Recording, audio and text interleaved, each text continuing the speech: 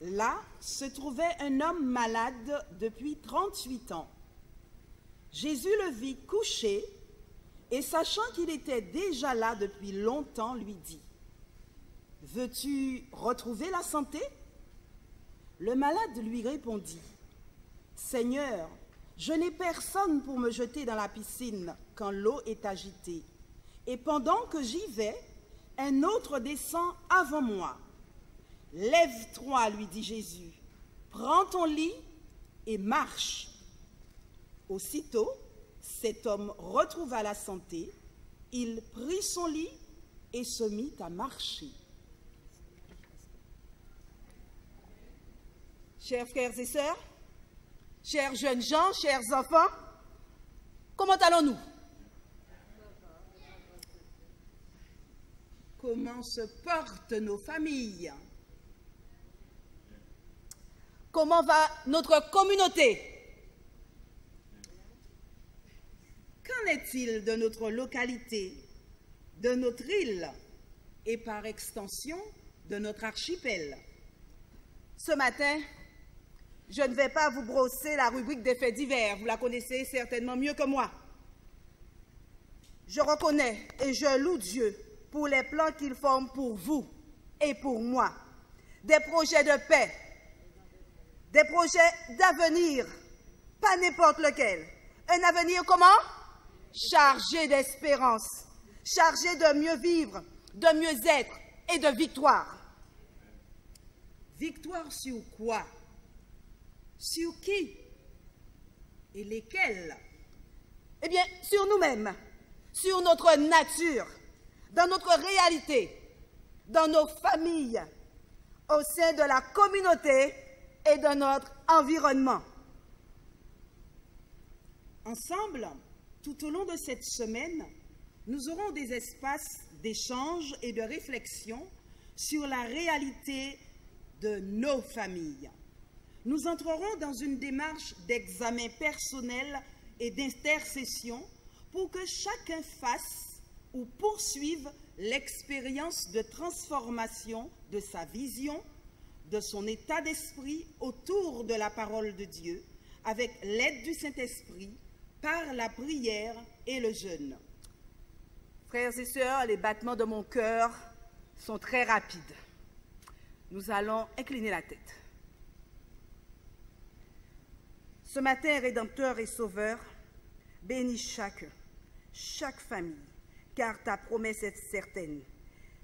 Les bontés de l'Éternel ne sont pas épuisées, ses compassions ne sont pas à leur terme, elles se renouvellent chaque matin.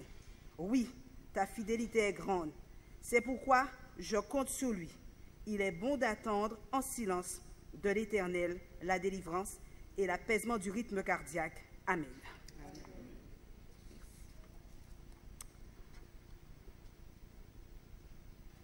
Nous sommes à Babylone.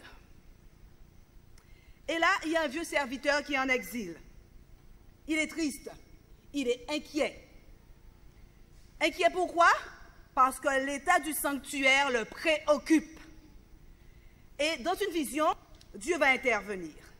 Et Dieu va répondre à ses interrogations, à ses craintes et quelque part à nos craintes. Nous allons ouvrir notre Bible dans Daniel 8, versets 12 à 14. Daniel 8, versets 12 à 14.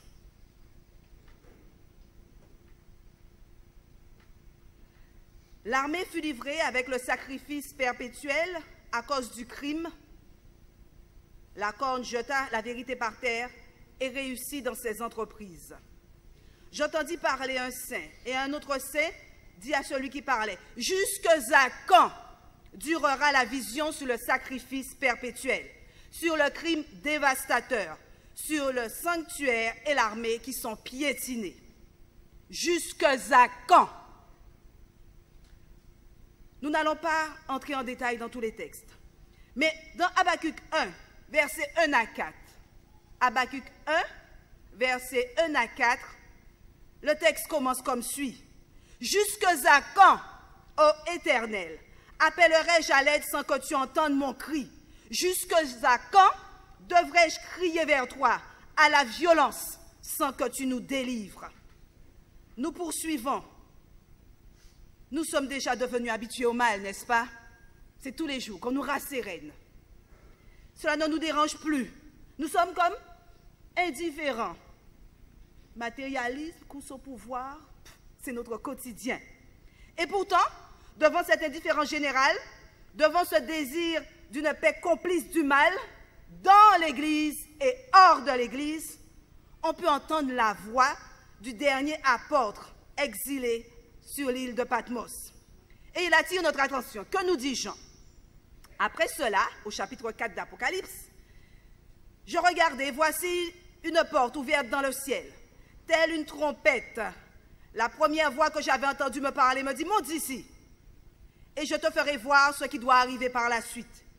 Et le verset d'Apocalypse 6, verset 9 à 10, au verset 10, il nous dit, ils crièrent d'une voix forte, jusqu'à quand, Maître saint et véritable, tardes-tu à faire justice et à venger notre sang sur les habitants de la terre? La terre soupire après la délivrance. Dieu est sur le point d'exécuter son jugement. Et pendant ce temps, son Église, celle qu'il s'est choisie, hésite, tergiverse, se cherche, se mondanise, et j'en passe. Alors, comme ces hommes, moi aussi, je veux lancer ce cri. Jusqu'à quand, Seigneur, jusqu'à quand nous avons besoin de voir le changement? N'est-ce pas la réaction normale face à la condition du monde et de la condition de l'Église? Et c'est ce que Néhémie va illustrer dans Néhémie 1, versets 4 à 11. Vous savez ce que Néhémie a fait? Lorsqu'il a entendu ces paroles, il s'est assis. Il a pleuré pendant plusieurs jours. Il a pris le deuil. Il a jeûné et il a prié devant le Dieu des cieux. Ah, éternel Dieu des cieux, Dieu grand et redoutable, toi qui gardes l'alliance et la bienveillance envers ceux qui t'aiment et qui gardent tes commandements, que ton oreille soit attentive et que tes yeux soient ouverts pour exaucer la prière de ton serviteur. Je suis en prière devant toi en ce moment, jour et nuit, pour tes serviteurs, les Israélites, en confessant les péchés des Israélites, nos péchés contre toi. Moi et ma famille, nous avons péché. Nous avons vraiment mal agi envers toi et nous n'avons pas observé les commandements, les prescriptions et les ordonnances que tu as données à Moïse, ton serviteur. Et il va poursuivre au verset 10. Ah Seigneur, que ton oreille soit donc attentive à la prière de ton serviteur et à la prière de tes serviteurs qui veulent craindre ton nom. Donne aujourd'hui du succès à ton serviteur et fais-lui obtenir la faveur de cet homme. J'étais alors échanson du roi. Il n'y a pas très longtemps, c'était un thème d'étude de notre leçon de l'école du sabbat. La condition du monde et de l'Église doit nous déranger, nous perturber, nous pousser à prier avec ferveur pour que son règne vienne où? Sur la terre. Il nous faut soupirer après le changement. Il nous faut soupirer après la guérison. Quel constat qu'on fait dans l'Église? Parce que vous m'avez dit que l'Église va bien, que les familles vont bien. Donc quel constat on peut faire? Tout va bien? Tout va-t-il très bien? Oui, tout va bien. Eh bien, notre société, elle est malade. Malade depuis longtemps. Malade de l'esprit. Superstition. Préjugés, n'est-ce pas? Pratiques erronées. Malade dans les familles. Qu'est-ce qu'on observe? Égoïsme, non-pardon, insensibilité, susceptibilité, immobilisme et j'en passe. Tendance ancestrale à accuser quelqu'un d'autre pour ça. Oh, c'est pas moi, hein. C'est mes parents qui m'ont donné ça comme héritage. Oh, c'est pas moi, hein. C'est le frère qui m'a poussé. Oh, ok. Tout le monde a une bonne excuse, mais personne ne fait le premier pas. Tout le monde souffre, tout le monde soupire après un rétablissement des choses, mais tout le monde campe sur sa position. Ah, pas moi qui ai fait le premier pas. Ou fou, nègre. Ouh, non. J'attendrai que l'autre se bouge un petit peu, peut-être qu'après je verrai. Tout le monde veut être guéri, mais tout le monde attend que quelqu'un d'autre fasse un mouvement. Alors Dieu se lève et pose la question clé. Veux-tu être guéri, Église? La réponse de Dieu au cri de son peuple, elle est illustrée dans Jean 5, versets 5 à 8, ce que Gisèle nous a lu tout à l'heure. Et la vraie question, veux-tu être guéri en tant qu'individu, en tant que communauté, en tant qu'Église? Veux-tu être guéri? Reconnais-tu que tu es malade? C'est peut-être ça le problème. Tout va bien, c'est qu'on ne sait même pas qu'on est malade. Tu ne sais pas que tu es malheureux, misérable, pauvre, aveugle et nu, nous dit Apocalypse 4, verset 17. Et pourtant, Jésus nous dit ce matin, lève-toi. Qu'est-ce qu'on doit faire? Prends ton lit et marche. Le sens du mot changement est d'abord un changement de mentalité. Ce qui compte avant tout, c'est la motivation qui va nous inciter au changement. Il y a tout un cheminement. L'essentiel, c'est tout d'abord d'identifier ce qui nous tétanise, ce qui nous fait peur, ce qui nous mettait dans cet immobilisme. Vous savez, autrefois et pendant encore longtemps, et ça existe encore malheureusement aujourd'hui, les adventistes, c'était qui? Ben, c'est des gens à part, des gens qui ne se mélangent pas aux autres. C'est comme une secte. Et pourtant, Dieu nous a dit quoi? Que nous sommes quoi? Le sel de la terre, la lumière du monde. Puisque nous le savons, puisque nous le disons et le répétons, nous avons donc l'obligation de marcher dans le chemin de la justice. Pour refléter quoi? Oui. La sœur nous dit Jésus-Christ. Pas moi, je n'ai pas à me refléter. Je ne compte pas, je suis rien. Poussière, balayure. Je dois refléter le caractère de notre Sauveur et du chef de l'Église, Jésus-Christ. Nous sommes une Église à fondement prophétique, n'est-ce pas? L'objectif n'est pas de chercher à plaire, mais de rester fidèle à qui? À Dieu et à sa parole. Ce n'est pas une démarche individuelle, mais personnelle. Et souvent, je crois qu'on fait la confusion entre individuel et personnel. Personnel, parce qu'elle a des répercussions sur l'autre, sur les autres. Donc, va s'inscrire dans une démarche collective. Le message de l'Église de Laodicée est un message à l'intention de la dernière Église de l'histoire. Nous sommes cette Église. Il n'y a pas lieu de diaboliser, de banaliser ou de minimiser le problème qui est devant nous. Nous n'allons pas hypothéquer sur les risques et les dangers du court terme. Mais ce que nous devons faire, raviver cette mémoire positive. Il ne faut rien oublier de son passé. Nous savons d'où nous sommes sortis. Nous savons où nous voulons aller. C'est vrai que l'attrait du monde est important, est puissant. Mais l'essentiel du message, souviens-toi. Et on va dire, même comme Jésus, il est écrit.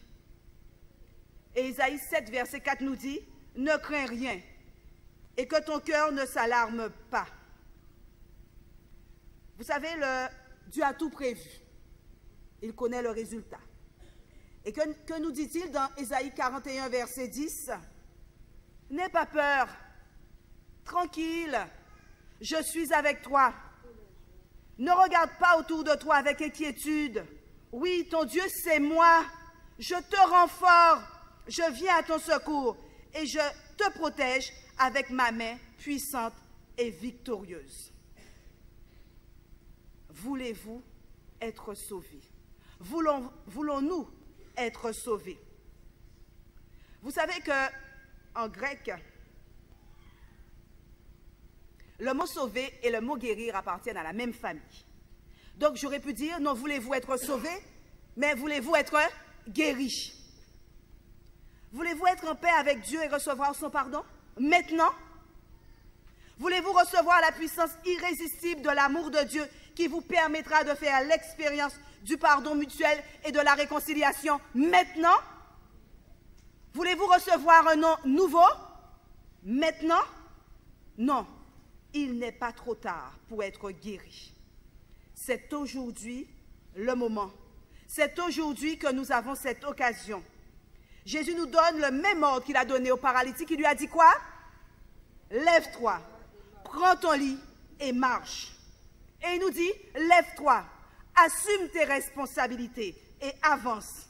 Lève-toi et considère ou reconsidère ta manière de vivre l'évangile et agis. On peut avoir passé 38 ans assis sous les bancs de l'église sans avoir compris la portée de l'évangile. Triste, hein? 38 ans sans avoir eu un cœur transformé, l'intelligence transformée, avec une vision pessimiste et archaïque de l'évangile. Mais aujourd'hui, Jésus nous dit, il nous parle, il me parle. Et il me dit dans Ésaïe 41, verset 10, « Ne crains rien, je suis. Ne promène pas des regards inquiets, car je suis. Je te. » Ah, je ne crois pas, je ne suis pas sûr qu'il vous fortifie. Je te fortifie, je viens à ton secours, je te soutiens de ma droite triomphante. Heureusement qu'il y a une sœur derrière moi qui connaît ces textes, hein, c'est rassurant. Dans Psaume 128, verset 5, il nous dit, « L'Éternel te bénira de Sion, et tu verras le bonheur de Jérusalem tous les jours de ta vie. » Dans Jérémie 29, verset 11, vous allez réciter le texte parce que vous le connaissez. Il nous dit quoi? Car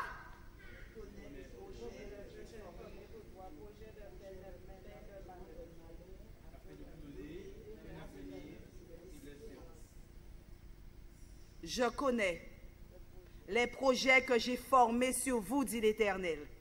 Projets de paix et non de malheur, afin de vous donner un avenir et de l'espérance. Voulez-vous commencer une nouvelle expérience avec Dieu aujourd'hui? Il nous dit, venez à moi, vous tous qui êtes fatigués et chargés, et je vous donnerai. Prenez mon joug sur vous, car mon joug est doux et mon fardeau léger. À tous ceux qui croient au Dieu de l'impossible et qui veulent faire l'expérience du changement, de la guérison et du succès avec Jésus, que vous soyez officier d'église, membre d'église, amis, mettons-nous debout. Alors que les chantres vont chanter au 330, nous allons faire une prière parce que Dieu veut nous guérir aujourd'hui. Il veut nous transformer aujourd'hui. Il nous appelle.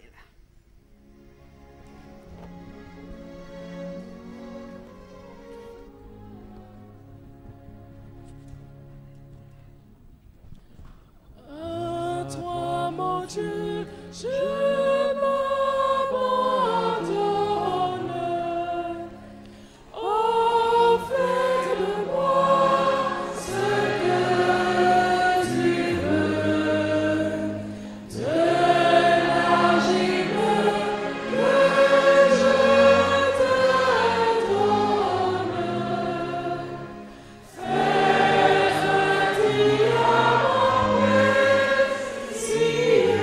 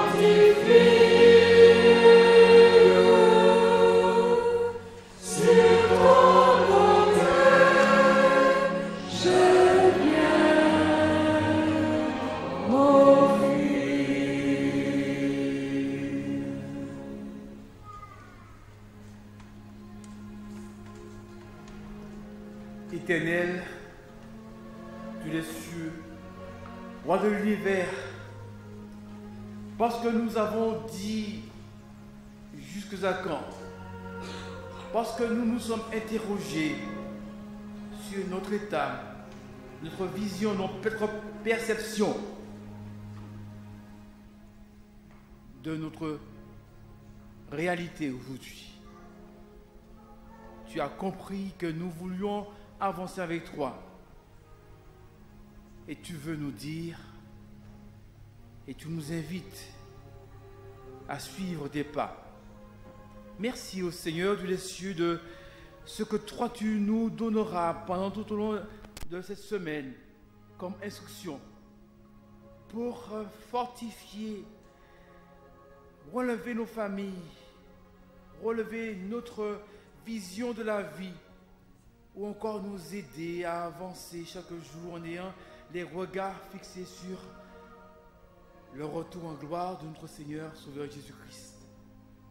Car c'est lui qui atteste et il dit, oui, je viens bientôt. Et nous pouvons dire par la foi avec toute espérance, Amen, viens Seigneur Jésus-Christ.